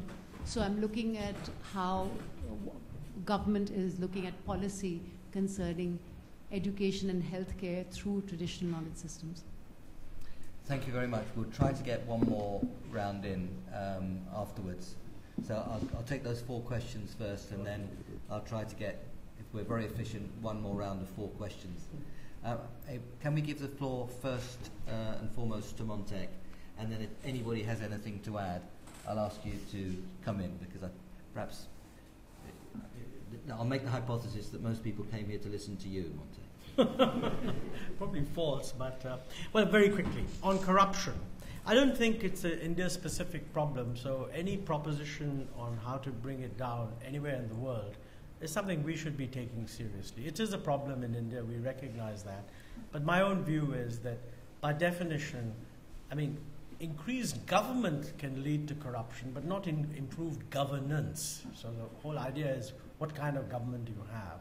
And I think transparency, putting in the sunlight into all these, will make a huge difference. So it's a long haul, but that's my answer. Land appropriation, that is an issue. It has not been a big problem earlier, but it is now perceived. Part of the problem is that, in many of, it's most severe actually in forested areas where you have what we call Adivasis, the original inhabitants, usually tribal communities, where, basically the property right is ambiguous. They don't actually have legal property rights. We recognize their right to the usufruct of the forest. Now, if you recognize their right to the usufruct of the forest, and of course you say that, look, if anybody has to be displaced to allow some whatever mining activity, etc., to take place, then they must be compensated for the loss of livelihood. And that, I frequently am told by people that the compensation they should be given is very often delayed and not given. And those, I think, are legitimate issues which the government should really do a much better job. But they're not. They're issues which are failures of implementation. But I think very often what happens is that they're not actually, it's not satisfactory to be simply relocated and compensated for the loss of usufruct, because very often they have a deeper feeling that they just don't want to be moved. And I mean, this becomes an issue of the nature of property rights, where there's a lot of ambiguity.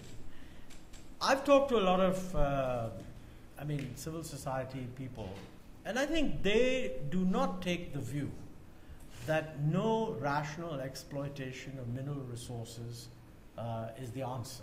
But what they do take the view that the present system that we've been working with is not always fair and never transparent in this matter, and that the government should really put in place a completely different regime, and a regime that involves a lot more consultation. I think that's substantially true, and we're working towards that. Now, whether we'll be able to do it or not, we'll have to see. But basically, the Constitution provides for consultation with the local communities on any effort to bring about some kind of exploitation of natural resources. And I think this can be done.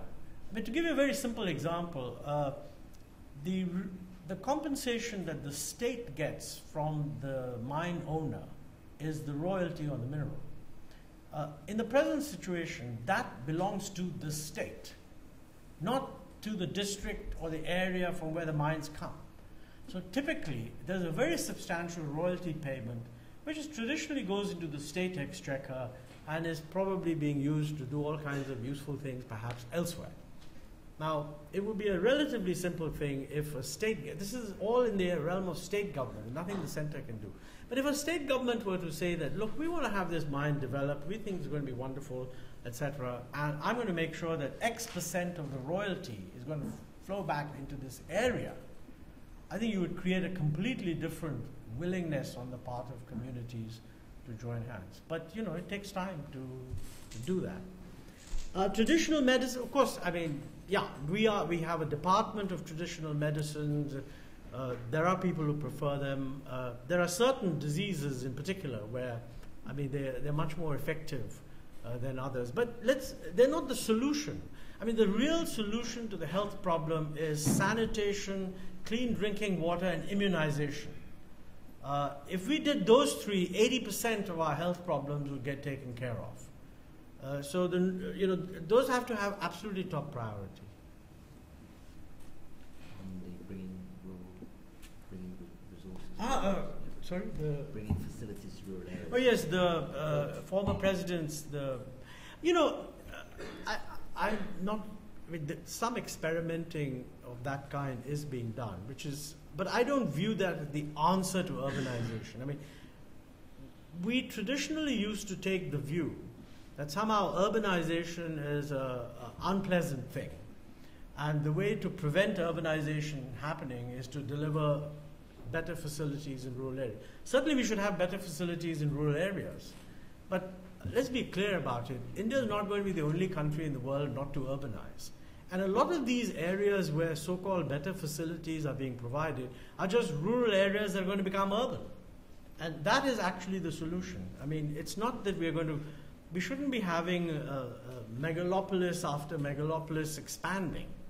But many of our villages, large villages, are actually could qualify as being very, very small urban areas. And I think that is part of urbanization. And in many ways, I think IT, which allows decentralization of a lot of economic activity, would permit a kind of growth where urbanization can take place without necessarily geographical concentration of very large numbers of people in small areas. So that would be my answer. Again, this is something entirely in the realm of state government. If a state government wanted to use its money this way, it's totally free to do so. And perhaps, one of the points that I want to make generally, and I think Isha referred to it, is that there are a lot of micro good examples in the country.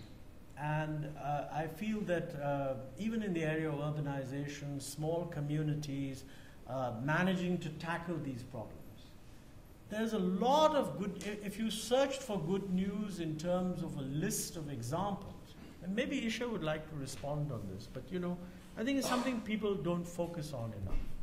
Maybe not now. Let's have the Okay. second round. If there is time at the end, I will come on the ordination. Thank you. I'll take 3 but very short questions, please. Gentleman right at the front. Hello. My question is, since India aimed to be a global economy, then why not encourage more Indian firms or companies to have collaboration with world-class firms or companies? Because as a businessman, we find businesses, merger, acquisition, or strategic alliance. The minute we have a strategic alliance with another company, we draw their attention, powers, expertise, knowledge, and strength. So I think in the past, when I was in India, it was all indigenous. But I think we should now move to having collaboration with world-class companies so that our progress can be expedited. Gentleman just directly behind. My question is to Montek. You have mentioned in your list of challenges 4 challenges. I would like to add in that one. We will be delighted if you can add the development of rural challenges, and we are watching everyday news over here, which is affecting the poor governments in the country. Almost 35 to 40% of the Indian map is covered by the Naxalites nowadays. Yeah. And if those areas, if you look the pictures of Jagdalpura, where all these incidences are happening, they are hundreds of years behind within these developed states like Punjab, which I traveled in April. I was very much delighted and very much shocked when I was traveling to eastern UP and Jharkhand state. So what government is planning, and government looks a bit handicapped to deal with such challenges. No actions, nothing, even political differences are there. And I was shocked when last April I was in jail for a coffee actually. One short question, please. Yeah. Half the students were divided, that they are supporting the Naxal movement, half they are all on the government exchequer, they are getting the studies. There is no will to win this situation. What planning commission or what government is going to do? One last question right over there, gentleman in the red check shirt. 2 very brief points. One is producing an increasing number of graduates, but how high is the quality of those graduates? And the second point is on innovation in the economy. And obviously there's continual criticism of China not being able to innovate within its economy. It's now got its indigenous innovation strategy. How does India compare? The first one was the quality of graduates. The second one was? For the second one.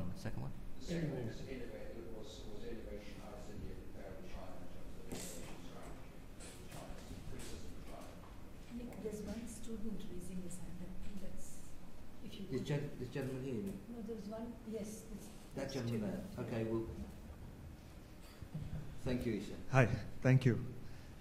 Good afternoon to the panel. My question is, speaking to many Indian businessmen and people, they say that our growth rate, 8-10%, is actually not, it doesn't encompass our growth rate, is actually a lot more than that, because we have a very well-functioning, parallel economy. A lot of the business is done off the books, and we can probably trace this mindset back to when our personal income taxes were around 80-90%. And now we have some of the lowest income taxes, and the government policies are very encouraging, yet this mindset still exists, and people still they do business off the books. And since we are in this sort of race with China competing and around the world, we want to have a high growth rate. Is this something as the Planning Commission or as economists you think about, try to quantify, see how big it is, and how to enforce sort of a mindset change and try to capture that in our actual growth figure as much as possible? How do you sort of deal with this? Montek. Well, let me go in reverse order. I know businessmen often like saying that, and I'm sure that there's a lot of what you might call economic activity that's evading taxation. It's not just in India, everywhere. GDP data is not made up by looking at tax data. It's made up on the basis of a hell of a lot of production information. I don't see any reason to believe that the GDP growth is much more than it is. It's quite possible that there's a what is called the illegal economy. Again, it exists everywhere. But basically, if both of them, so the economy may be larger than people think, but the growth rate is not actually necessarily larger. They're probably both growing. I hope that the illegal economy is growing at a slower rate. And my guess, by the way, is that it is. If you ask these same businessmen how many illegal things were they doing earlier compared to now, they probably would claim much fewer. So that would suggest that it goes the other way around. On the question of quality of that's a big issue. I mean, you can always have graduates, but how good is the quality of graduates? And I mean, we're sort of aware that we need to do a lot more in that area than we are actually doing. I would say, by the way, that there's a difference between academic quality, from the quality of graduates from the point of view of a strictly academic stream, and the effectiveness of the education in making you able to function in the commercial space. I've talked to a lot of companies that are doing extremely well, and what they tell me is that many of the people they recruit sort of lack last mile skills. So if you're thinking, are these graduates capable of simply sliding them in seamlessly into whatever, a software company or something? They say they're not. But they are surprised at how effective a 3-month internship course, which strengthens the skills that they specifically need, how effective it is. Some of our best software companies that are doing extremely well are not anymore actually recruiting from the IITs. They're actually recruiting from second-tier colleges, and they find that with in-house training, they're actually able to bring them up to par from the point of view of the commercial use. So I think we have a huge gap in terms of quality if you're thinking of producing first-rate universities. I mean, postgraduates of very high capability, etc. The gap in terms of people who can run modern businesses is much less than people think. You said something about innovation. Was that generally innovation, or? I just meant that when I was talking about the China economy, yeah. a lot of criticism of the lack of indigenous innovation. I'm just talking about indigenous innovation and research and development. Well, actually, there's a lot. I mean, again, it's a very important issue, and it keeps coming up. Everybody is aware that we must allow for a lot of indigenous innovation. There are some very interesting examples of indigenous innovation, particularly related to the use of IT, for example. I mean, microfinance, micro-banking, micro-insurance, the use of telephones, for example, in all kinds of areas, which has led to a great improvement in productivity. But what we probably need is a lot more innovation in government processes. Because I think the use of IT to re-engineer government processes to actually increase productivity has happened much less, in my view, than it should. And that's Mr. Sam Petroda, who's the advisor to the PM on innovation, working exactly on that. I mean, how to move away from a culture where promoting IT means buying computers, and then everybody uses it to send emails to their kids, as opposed to re-engineering the entire process in order to get efficiencies. So I think that we do need to do that, but we recognize. On the issue of rural areas, Naxalites, yes, that's a threat that has come up right now. I'm a little surprised that you are depressed at differences of opinion. If you are going to subject India to the test of are there different views, we're going to fail. The only way we can defend that is to be proud of it. I mean, unless you concede that the differences of opinion are a strength of this society, you're not going to be persuaded. I believe, by the way, that they are a strength of the society. I mean, no sooner the Home Minister says something, somebody else expresses a different view, and all the TV channels, most of which you can now get in London, have all the talking heads expressing all the views on it. Actually, it's a letting off of steam. It's an opportunity to, that's democracy. And so if you like it, I mean, it's a good thing. But I agree with you that the government has to come up with how does it bring development into these areas that have been left out. I must mention that to some extent, the rise of the problem has occurred because these are forested parts of the country where there's very little normal communication. And people see that huge development is taking place elsewhere and not taking place here. Some people are taking advantage, if you like, of this, and what you call the Naxalites are not actually interested in bringing about development. I mean, if that's all they wanted, they would just get elected and make sure that they bring the development. They are actually interested in basically destroying the fabric of the Indian state, which is completely different. Parallel to that, there are a large number of people, very constructive people, who are saying you're neglecting development. And I think we need to respond to that, and we're going to do that. But at the same time, there's a security problem which has to be tackled. There's also a development deficit which has to be bridged.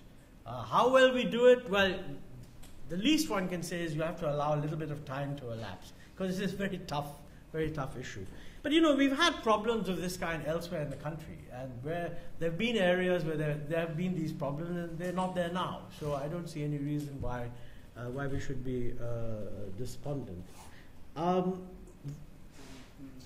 Sort of we have collapsed. I'm not aware of any major Indian company, foreign company, that isn't operating in India. And a lot of the Indian companies are quite happily collaborating. Competition is what's going to push them to do it, not me telling them. We've created a competitive environment. If these guys survive without the collaboration, good luck to them. If they don't, they will go and find collaborators. I was trying to say the government should encourage, because the local company can succumb to a lot of practices which we don't approve. But even a world-class company, they have to maintain their image internationally. They will not be engaging in the practices which are known to happen in India with local firms, private people. No, but if people are engaging in illegal activity, we should just crack down on that, rather than counting on global firms not engaging in them. So my point is that if you're running a proper system, which is competitive, and where the rules are enforced, if that's the only thing to do, the rest will happen automatically. And actually it is happening, let me say. I'm just going to give the last word to Isha, and I'll say a very brief thank you, and then you can go outside, buy the book, and talk to some of us who can stay. Thank you, Nick. No, I just thought it was important for me, since a number of you raised some questions on the whole urbanization front.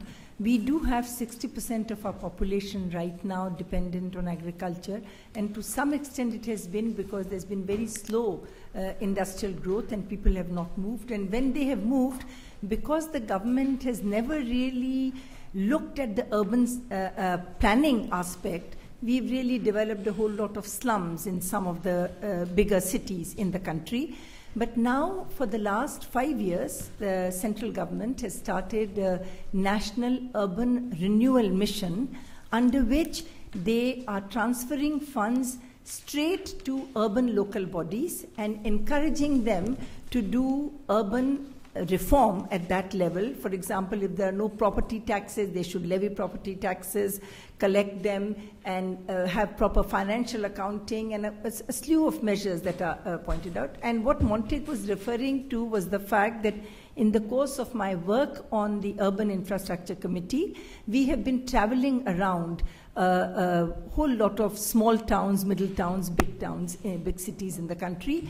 And I find today a degree of dynamism at the urban local bodies level, which we had never seen before. And these municipal commissioners are energized by some money that is coming. They are being forced to do reforms, and you see some best practices, including ways of bypassing the land acquisition problems by farmers coming together and setting up development companies and developing urban areas on their land. And a colleague of mine and myself are writing once a month on best urban practices of this kind in the Indian Express. So if you visit the Indian Express website, you will actually see some very innovative things that are happening at the third tier of government. And since I believe that urbanization challenge, and we are going to get from where we are 28% to 40% within the next 15 years, and all these multiple challenges will converge on the urban one. It's not good enough to take urban facilities to the rural.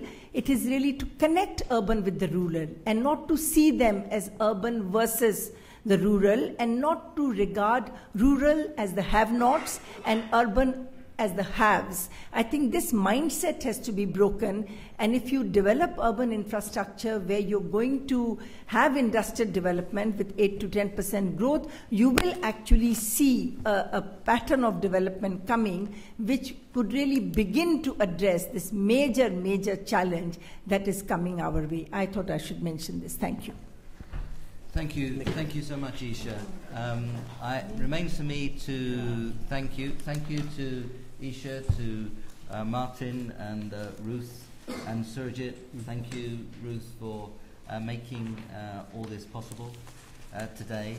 Thank you to the editors, Shankar, Acharya, Rakesh, Mohan, who couldn't be with us today. But most of all, thank you to Montek for all you've done, for your friendship and allowing us to celebrate with you today. Thank you, Montek.